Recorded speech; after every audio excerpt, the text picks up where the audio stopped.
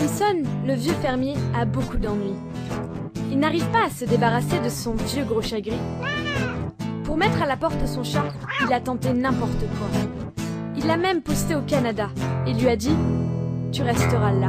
Mais le matou revient le jour suivant et le matou revient. Il est toujours vivant et le matou revient le jour suivant et le matou revient.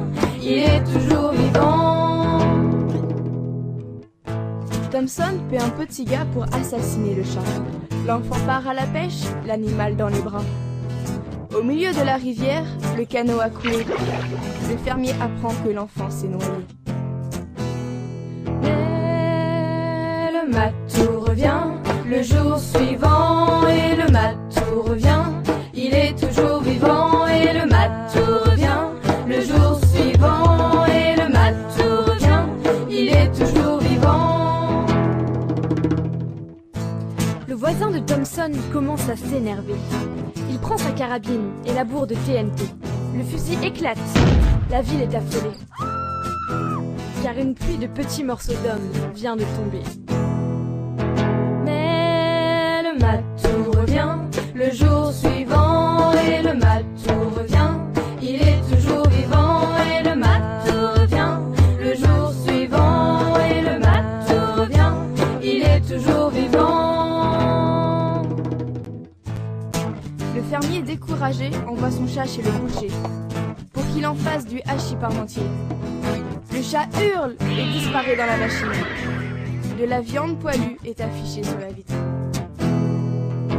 Mais le matou revient le jour suivant et le matou revient.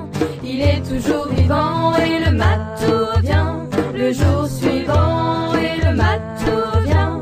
Il est toujours vivant. Un fou s'engage à partir en ballon pour aller sur la lune déposer le chaton. Au cours du voyage, le ballon a crevé. À l'autre bout du monde, un cadavre est retrouvé. Mais le matou revient le jour suivant et le matou revient.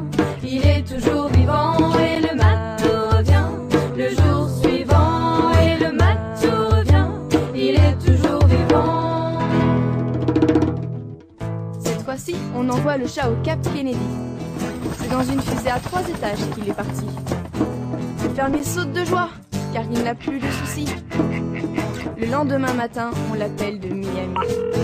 Allô, on a retrouvé votre chat. Nous dit chat. Mais